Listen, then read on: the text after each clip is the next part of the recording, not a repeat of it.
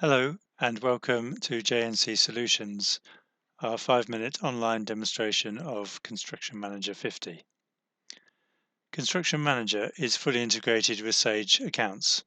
So when you click on Customers here, it brings up all the customer accounts from Sage. Similarly with suppliers, we have all the suppliers here, and then we have a separate list of subcontractors.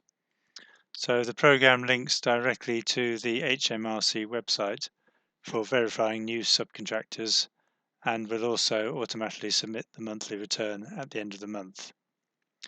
In addition, we can keep a note of subcontractors' insurance details and their expiry dates, and they flag up in red when they've expired. The next list here is contracts or jobs. So here we have your job list, where the job number can be any format, so it can be numbers or names. And to set up a job, simply go into the job record, enter the job number, pick the customer who the job is for. You can group jobs together into different types for reporting purposes, and you can change that list to suit your own requirements. We then have the order value or contract value, and you can show an additional amount for variations and extras to give you a running total for the job. And then this is the name of the job or description of the work. On the right hand side, we've got space for a customer's order number, which will print out on an application or invoice.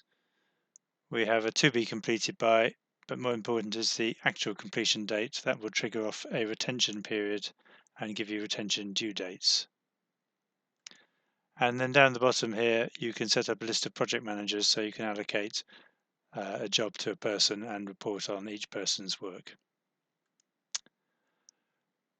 We then have the option of, for larger, more detailed jobs, setting up additional cost headings within the system. So here we have an example of a full building program with various elements. And in here we can set up budgets for different parts of the job. And you can compare cost against budget and also have a warning if you exceed the budget. That's very useful on larger, more detailed construction projects. So what I'm going to do is just show you the job cost reporting. And to find that, we simply go into Job Management, where this is going to show me all my live jobs.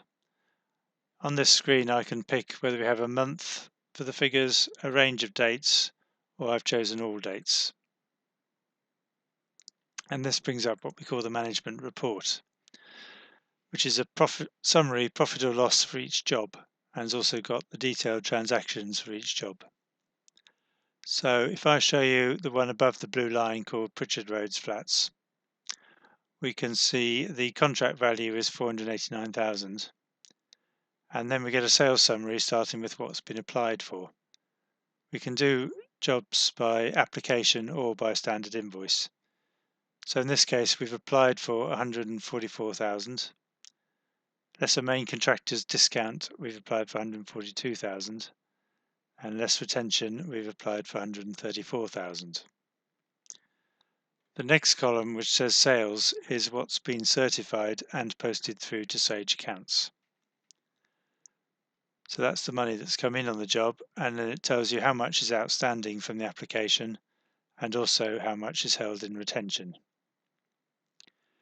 If you're raising smaller jobs, which are just standard invoice, then the sales figure shows straight up in the invoice column. Then if I slide across a bit further, I can look at my cost summary, starting with the purchase invoices of 39,000. Labour is your direct labour from weekly timesheets, and the program integrates with Sage Payroll, or can also run independent of payroll. We have a link into stock for allocating stock costs to jobs.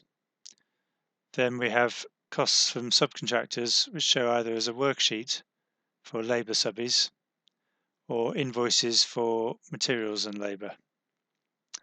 And then retention is tracked on subcontractors for each job. We then get our total cost to date and can see a gross profit with a percentage overhead allocation to show a net profit and a net profit margin for each job. And then the two additional columns on the right, one is subcontractors' applications outstanding. If you receive applications from your subbies, the additional liability is monitored. And also particularly useful is orders outstanding, so that shows the committed cost through purchase ordering, i.e. what's been ordered that you haven't yet had the invoices for. So that gives you the overview picture for each job. And then to check any details, you can either go into the on-screen activity, and these tabs show you the breakdown of the job. So the labour tab shows who's worked on the job, the date, what they were doing, how many hours, and the cost. Purchases shows all the purchase invoices, all the subcontractor invoices, all the sales invoices, any stock transactions, subcontractor timesheets, and purchase orders that may be outstanding. So the activity gives you the detail on screen, or you can print off a job cost report. So this is the on-screen activity printed out with our summary and net profit to date, sales by application or invoice, purchase invoices, labour timesheets, subcontractor certificates, subcontractor worksheets, and purchase orders. So you get a nice, clear, detailed cost report with all the information on it for each job.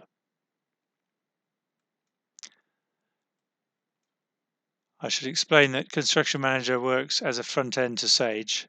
So all these transactions are entered into Construction Manager and automatically posted through to Sage as you save them.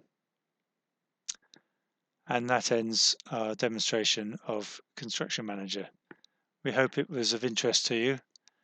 To find out more, we'd recommend arranging an online live demonstration with us, with one of our team, where we can discuss your requirements in more detail and show you the system in full operation.